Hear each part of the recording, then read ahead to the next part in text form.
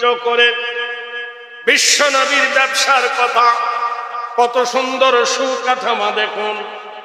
আল্লাহ পাক বলছেন, হাল আদুল্লুকুম আলা তিজারা তুনজিকুম মিন আযাবিন আলীম। আমি কি তোমাদের সত্য পথে একটা ব্যবসার কথা বলবো না, যে ব্যবসাটা আঁকড়ে ধরলে তুমি আযাব থেকে বেঁচে যাবে।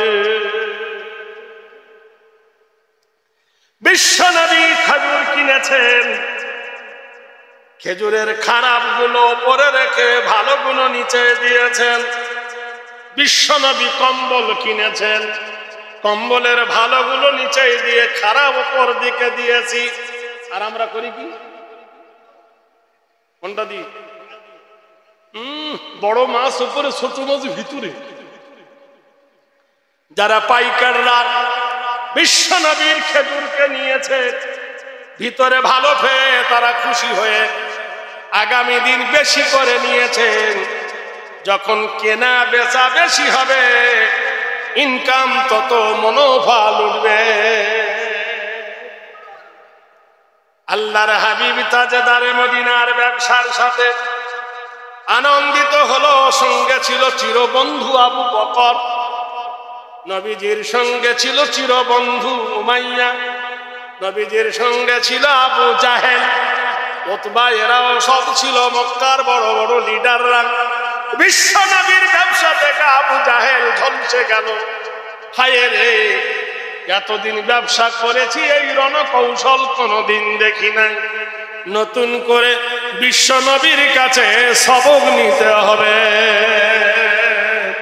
কোরআন আল্লাহ বলছে, লাকাদ জাআকুম রাসূলুম মিন আনফুসিকুম আজিজুন আলাইহি মা আনিতুম হারিসুন আলাইকুম বিল মুমিনিনা রাউফুর রহিম। সারা বিশ্ব জগতের মানবের জন্য আমার নবীকে বানাইছি নৌকার মাঝি, গাড়ির ড্রাইভার, মাস্টার। যদি মাস্টারি করো, বিশ্ব নবীর চরিত্র ধরো, কেমনে করে ছেলে পড়াতে হয় শিখে নাও। পৃথিবীতে যদি স্বামী স্ত্রীর ভালোবাসা জানতে হয়, বিশ্ব নবীর চরিত্র আঁকড়ে ধরো, কেমন করে বিবিকে ভালোবাসতে হয়। জিহাদের ময়দানে কেমন করে লড়াই করতে হবে, এই ওয়াকিবহাল হতে যদি চাও, বিশ্ব নবীর চরিত্র ধরো। আজিজুন আলাইহি মা আনিতুম হারিস। বিশ্ব জগতের মানবের জন্য শিক্ষামূলক আমার নবীর চরিত্র। কিছু দূর আসার পরে আবার লঙ্কিনা স্থানে যখন এসে পৌঁছালো, 40টা করে দুম্বা উটের পিঠে, 80টা উটের পিঠে মাল ভর্তি করে বিশ্ব নবীর বিজয় পতাকা নিয়ে যখন ফেরে, লুঙ্কিনেতে এসে বলল দাঁড়াও। মেয়সারা বলল তোমরা দাঁড়াও, এই খবরটা আগে খাদিজাতুল কুবরাকে পৌঁছাতে বলেছে মক্কায় ঢোকার আগে। আল্লাহর নবী তাজেদারে মদিনা উট ছুটালেন মক্কায়, সঙ্গে মেয়সারা খাদিজাকে বললেন, খাদিজা গো, আপনার রসুল মুহাম্মদ আরবি, আমি মেয়সারা বলছি, 80টা উট বোঝাই করে মনোফল উঠে এসেছে। খাদিজা খুশি হয়ে নবীকে 2টা উট দিলেন, আবার ফিরলেন লুঙ্কিনার দিকে। আবু জাহেল চিরদিন হলো বদমাইশ।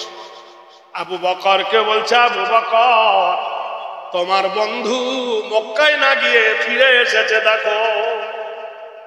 আবু বকর বলে, অসম্ভব, আমি ছোটবেলায় থেকে দেখে আসতেছি, আমার থেকে মাত্র কয়েক বছরের বড়, কিন্তু এই মধ্যে কোনোদিন আমি ওকে মিথ্যা বলতে দেখিনি। তা তো বটে। সবাই যখন ধন্য ধন্য করে মক্কার সরজমিনে চলে এলো, গোটাই মক্কাবাসী পাগল হয়ে গেল।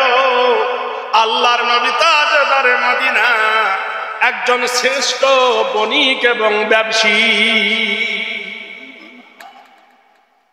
খাদিজাতুল কুবরা রাদিয়াল্লাহু তাআলা আনহা হচ্ছে তো খেলা বানানো কিছুই আছে ওই তো কি আশ্চর্য শুরুতেই যদি এরকম করে আর করি গাড়ির এখন গিয়ার দিলাম না ব্রেক ফেল হয়ে বসা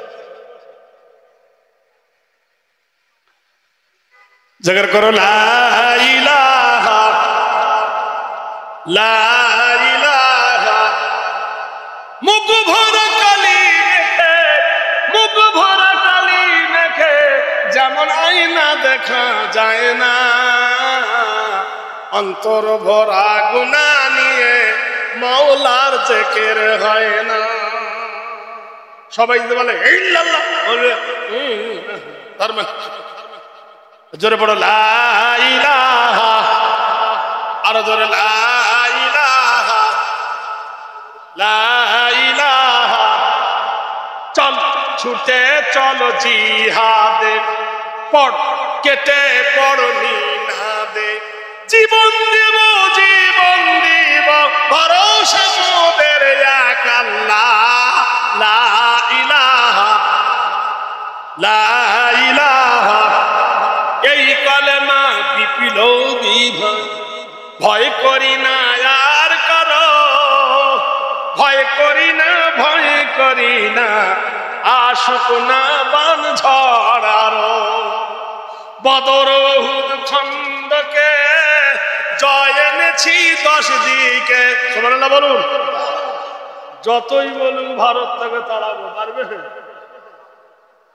তোমার বাবার দেশ এটা নয় এদেশ রবীন্দ্রনাথের দেশ নয় আশুতোষের দেশ নয় জ্যোতি বসুর দেশ নয় ক্ষুদিরামের দেশ নয় নেতাজি সুভাষের দেশ নয় এ দেশের মাটিতে প্রথম পা দিয়েছেন নবিয়ানা আদম আলাইহিস সালাতু ওয়াস সালাম জোরে বলুন নারায়ে তাকবীর নবী আদমকে আমাদের আব্বা ওয়ালা কাদ কাররামনা বনি আদম আমরা আদমের বেটা এ মাটি আমাদের কেনা মাটি নয় বাপের পৈতৃক সম্পত্তি বেদ খোলো ওং সর্বনাতিনিরাদম গৃতীতং কল্লং সর্ব আদম হেরি নামস্তিতে সর্বভূত সর্বনামস্তুতে আদম পূজ্যত হেরি নাম শান্তি নাম যুগে যুগে বেদের পাতায় খুলে দেখো 900 পৃষ্ঠায় যদুগতে বলা হয়েছে আল্লাহর লাইসেন্স প্রাপ্ত জান্নাতের মানুষ আদম প্রথম এই জমিনে পা দিয়েছেন ভারতে আমাদের বাপ হলো ভারতী আমরা হলাম ভারতী নারায়ে তাকবীর ভাইরা আমার বন্ধুরা আমার এই ভারতের মাটিতে একটা নবীর কবর আছে সেই নবীর নাম হলো শীষ সুবহানাল্লাহ বলুন এই ভারতের মাটিতে হাজার আল্লাহর ওলির কবর আছে জোরে বলুন ফুরফুরা শরীফের মাটিতে মুজাদ্দিদ জামান আমির শরিয়ত 52টা জেলার পীর জামানার মধ্যে আলা হযরত আবু বকর সিদ্দিক রাহমাতুল্লাহ আলাইহি আরাম ফরমাচ্ছেন বসিরহাটের সরজমিনে আমিনাবাগে সুবহানাল্লাহ বলুন বাংলার নক্ষত্র রত্ন মানিক আল্লামা রুহুল আমিন সুবহানাল্লাহ বলুন আছে না ভাই আছে না জোরে বলুন আপনি না মানেন সারা বিশ্ব মানে এই দেশের মাটিতে হাজার হাজার আলী আল্লাহ কবর আছে আপনারা ভালো করে জানেন আজমিরের মাটিতে হযরতে খাজা মঈনুদ্দিন সঞ্জরি রহমাতুল্লাহ আলাইহির কবর আছে দিল্লির সরজমিনে নিজামউদ্দিন দিহিলির কবর আছে না নাই জোরে বলুন একজন নবীর কবর আছে গুজরাটের মাটিতে হযরতে নবী শীষ আর ভারতের মাটিতে গুজরাটের সরজমিনে 17 জন সাহাবীর কবর আছে জোরে বলুন তা আমাদেরকে তেড়ে দেবে এগুলো কি করবে ভাইরা আমার বন্ধুরা আমরা কারোর দয়ায় বেঁচে বাস করি না দেশে, দেশের জন্য ফাঁসির মঞ্চে প্রাণ দিয়েছি হেসে। ধর্মে মোদের হাত দিও না, জানাই অনুরোধ, নইলে মোরা রক্ত দিয়ে করব প্রতিরোধ। ভাইরা আমার, বন্ধুরা আমার, আসুন। বাজার এখন গরম চলছে, ওদিকে যাওয়া যাবে না। আর সবচেয়ে বড় জিনিস এই দেখছেন ভাই, এরা তিলকে তাল বানায়। আমি যদিও এর খেলাফ, কিন্তু কত দূর দূরান্ত থেকে এসেছে ওরা, বুঝলেন? না দিলি বলবে হুজুর দিল না, ওদের ব্যথা দিয়ে লাভ নাই, যদি ওদের 10 টাকা হয় হোক। তোরা কিটিং মিটিং ছাড়িস না ভাই, হ্যাঁ? কথাটা বোঝেন কি ভাইরা আমার, বন্ধুরা আমার, কাম টু দা পয়েন্ট। খাদিজাতুল কুবরা রাদিয়াল্লাহু তাআলা আনহা তার চিরদাসীকে নাফিসাকে ডেকে বলল, নাফিসা রে, সই মনের কথা কই শোন। কি? আল আমিনের কাছে যা। বুঝতে পারছেন কি পাচ্ছেন না? আল আমিনের কাছে যা, জিজ্ঞাসা কর বিয়ে কেন করে না। নাফিসা নবীকে বড় ভালোবাসত, ডেকে বলল, আল আমিন কি উপাধি তোমার? পূর্ণিমার চাঁদ তোমার কাছে হার মেনে যায়। এত সুন্দর তুমি একজন সুপুরুষ, এত সুন্দর একজন সুশ্রী, বিশ্ব জগতের শ্রেষ্ঠ মহামানব, তোমার কাছে চাঁদের আলো হার মেনে যায়। আকাশের চাঁদের কলঙ্ক আছে, নবী তোমার কলঙ্ক নাই। পৃথিবীর মহামানব তুমি, ও মুহাম্মদ আরবি, বিয়ে কেন করো না? আল্লাহর নবী বললেন, নাফিসা রে, বিয়ে করতে গেলে একজন মেয়ের দরকার, তা আমার মতো গরিবকে কে মেয়ে দিবে বল? নাফিসা রে, জানিস আমার জমি নাই, জায়গা নাই, বাড়ি নাই, ঘর নাই, পৃথিবীতে আমার মা নাই, আমি জন্মে আব্বা বলে ডাকতে কোনোদিন পারি নাই, আমি জীবনে কোনোদিন আব্বার কোলে বসতে পেয়ে আব্বার মুখে একটা চুমো খেতে পাই নাই। নাফিসা রে, মাকে জিজ্ঞেস করেছিলাম আমার আব্বা কই, মা আমাকে ছলনা করে ডেকে নিয়ে গেলেন মকামে আবওয়ায়, বাবলার বনি বনু জোহরার কবরস্থানে। আমাকে ডেকে বলল, বেটা মুহাম্মদ, ওই যে দেখছি দুটো বাবলা গাছ মধ্যিখানে যেটা কবর, এই কবরটা তোমার আব্বার। মানজা আলেমান আও মুতাআল্লিমান ইনদা মাগফিরাতিন রুফিয়া মিনহু আযাবাল কবরি 40 ইয়াওমান। আমার কলিজার টুকরা, নয়নের তারারে, হাবিবি রে, আমি জীবন দশায় দেখতে চাই তোর বাপের কবরটা তুই একবার জিয়ারত করে আয়। আমার বয়স তখন নাফিসা 6 বছর। 6 বছরের ছেলে আমি, মায়ের ইশারায় আব্বার কবরে গেলাম, ডেকে বললাম, সাক্কাল কবর বিইশারাতিহি, কবর একটু ফাঁক হয়। কবর ফাঁক হয় না, আব্বা আমাকে দেখা দেয় না, মার থাকতে পারে না, হৃদরোগে মা পড়ে মরুর বুকি, মা গেল মরে। নাফিসা রে, আমার মা নাই, আমার বাবা নাই, আমার দাদু নাই, দাদি নাই, নানা নাই, নানি নাই, এক কাটা জমি নাই, জায়গা নাই। বড় আব্বার দরজার পাশে একটু ঘিরে চড় দিয়ে ঘরে রাত্রি কোন রকমে ঘুমাই, বাকি টাইমটা আল্লাহর কাবাতে কাটিয়ে দিই। এইরকম একজন মানুষকে কে বিয়ে করবে বল? কে মেয়ে দেবে বল? আর ভালো মেয়েকে পেতে গেলে ভালো পাত্রের দরকার হয়। নাফিসা কেঁদে উঠে চোখ মুছে বললেন, হাবিব, দুঃখ নিও না, তোমার জন্য 1000 মেয়ে পাগল, যদি একবার রাজি হও।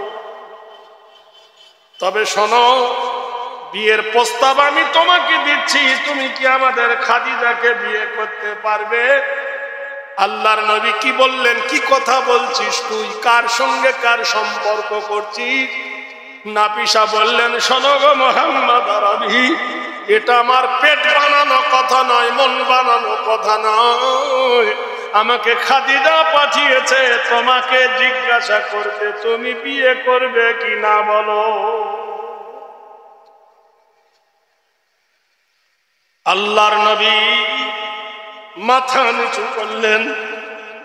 আল্লাহর হাবিব, ইন্নাকা লাআলা খুলুকিন আযীম, যার চরিত্রের কথা আল্লাহ নিজেই বর্ণনা করেছে। হে নবী, তোমার চরিত্র হলো মহান, তোমার চরিত্র হলো উত্তম। আল্লাহর নবী বললেন, শোনো রে নাফিসা, খাদিজা যদি প্রস্তাব দেয় তবে একটা কথা, আমি রাজি কেমনে হই? আমার বাবা নাই, কিন্তু বাপের মতো আছে আমার বড় আব্বা। আমার মা নাই, কিন্তু মায়ের মতন আছে আমার বড় মা।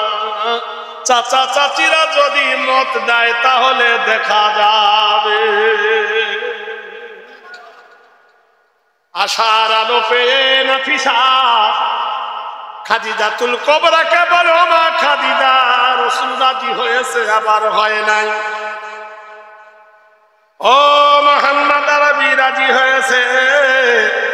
খাদিজা, যিনি তোমার রোগ শোক, যিনি তোমার ডাক্তার, তোমার জন্য রাখবে খুলে প্রেমের চেম্বার। বলে সুবহানাল্লাহ। কিন্তু যদি ওর বাপ মা রাজি হয়, খাদিজাতুল কুবরা রাদিয়াল্লাহু তাআলা আনহা ছুটে গেলেন তার চাচার কাছে, ওয়ারাকা বিন নওফেলের কাছে। ও ওয়ারাকা বিন নওফেল, তুমি একজন শিক্ষিত মানুষ, গিয়ে বলো নবীর চাচার কাছে আমার সঙ্গে বিয়ে দেবে কিনা বলো। জমি জায়গা ধন জন সব দেব, অযোগ্যকে আমি যোগ্য বানাবো।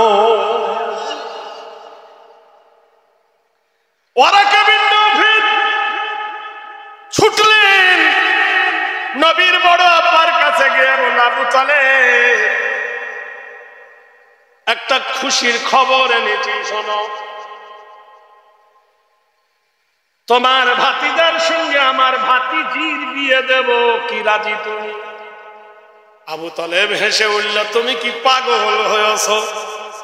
আমার ভাতিজা একজন সুদর্শন পুরুষ, সুন্দর সুষম দেখতে, ডালিমের দানার মতো যার চেহারা, বিশ্বের শ্রেষ্ঠ একজন মহামানব। আর তোমার ভাতিজি হলো 40 বছরের একজন নারী, দুটো স্বামী মরা মেয়ে। আমার ভাতিজির সঙ্গে ভাতিজার সঙ্গে কি শিখ হবে? ওয়ারাকা বিন নওফেল বলল, শোনো, তোমার ভাতিজার কাছে জিজ্ঞাসা করেছিলাম, রাজি হয়েছে আবার হয়নি। আশার আলো পেয়ে নবীকে ডাকলেন আবু তালেব, ভাতিজারে, তুমি বড় লোক হোক এটা আমি চাই, তুমি সুখে থাকো এটা আমি চাই, মক্কার শ্রেষ্ঠ ধনীকে বিয়ে করো এটা আমি চাই, কিন্তু বয়সের তারতম্য একটু আলাদা। তুমি কি বিয়ে করবে বলো? আল্লাহর নবী বললেন, চাচা, এটা অসম্ভব।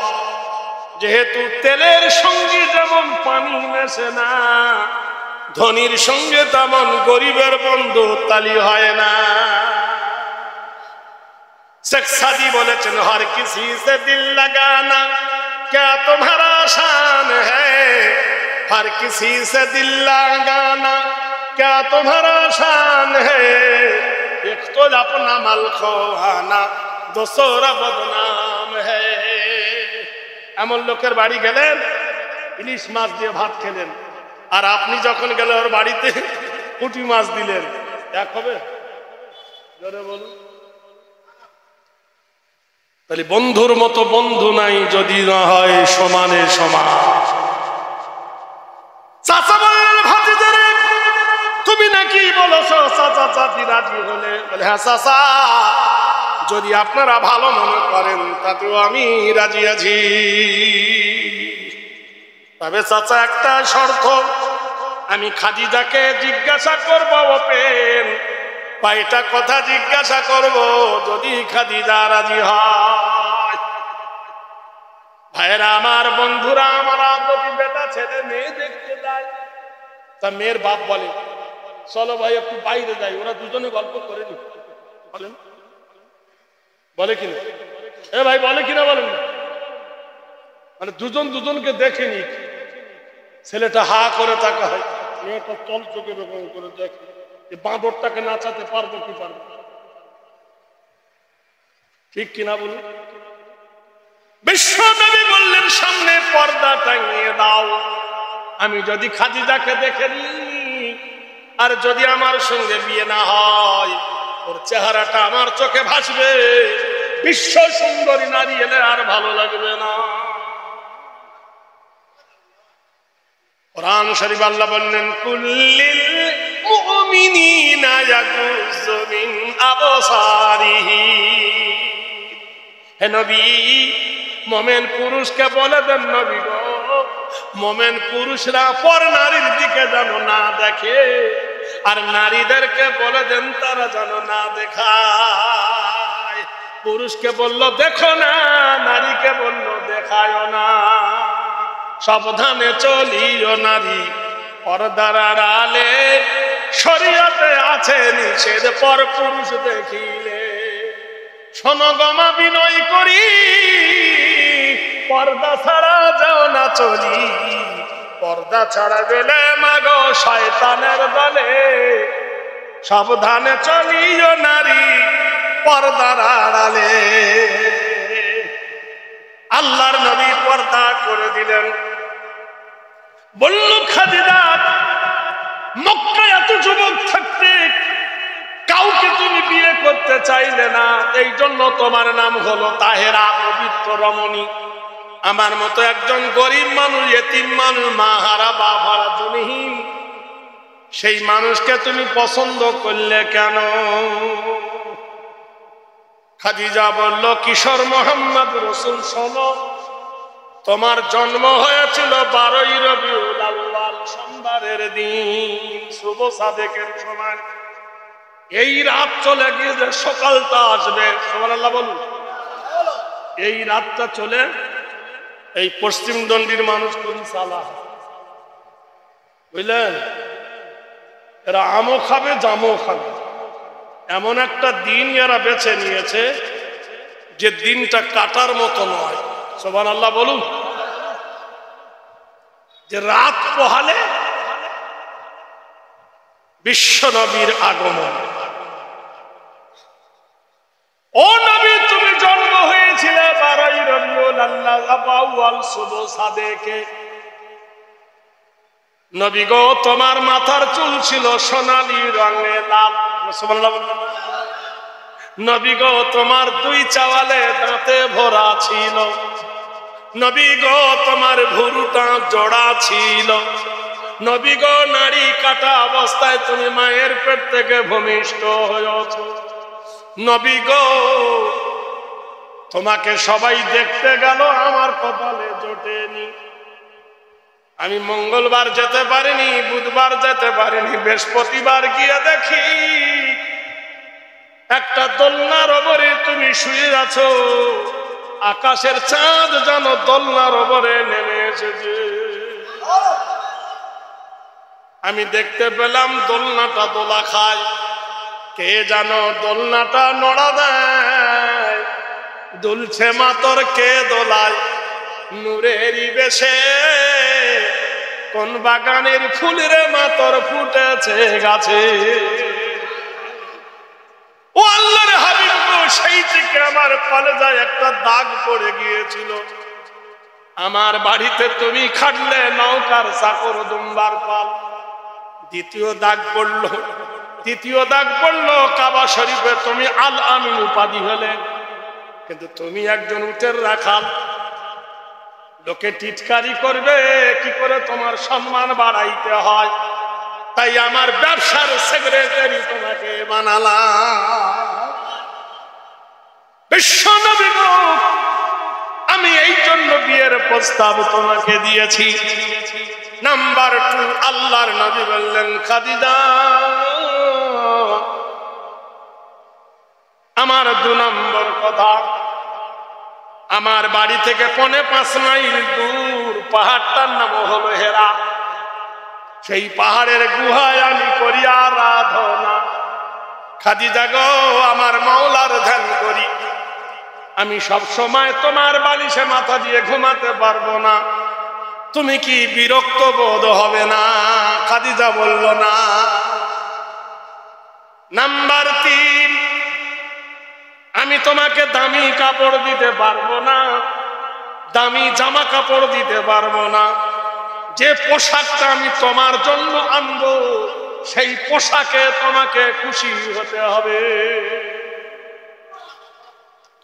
নাম্বার 4, তোমার কয়েক হাজার উট আছে, দুম্বা আছে, 11টা ছাগল আছে, 9টা চাকরানি। তোমার খেজুরের বাগানের চিন্তা করবে না, উটের চিন্তা করবে না, দাসীবাদীর চিন্তা করবে না, আমার ভালোবাসবে। আমাকে যদি তুমি বিবাহ করতে চাও, তোমার বাগান মাকান জমি জায়গা টাকা পয়সা সব আল্লাহ রাস্তায় গরিবদের মধ্যে দান করে দিতে হবে। খাদিজা বলেন, ইয়া আল্লাহর রাসূল, আমি তাও রাজি। আল্লাহর নবী বললেন, খাদিজা তাহলে আমিও রাজি।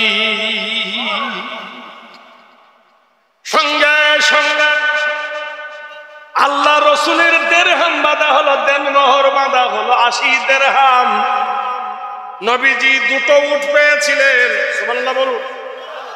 একটা উট বাজারে বিক্রি করলেন, একটা উটে খাদিজার জামা কাপড় হলো, আর 80 দেরহাম দেনমোহর দিল। বাকি টাকা দিয়ে ওলিমা কিনে এনে বিলি করে দিলেন, খুতবা দিলেন। ওয়ারাকা বিন নফেল আর চাচা আবু তালেব বিয়ে পড়িয়ে দিলেন।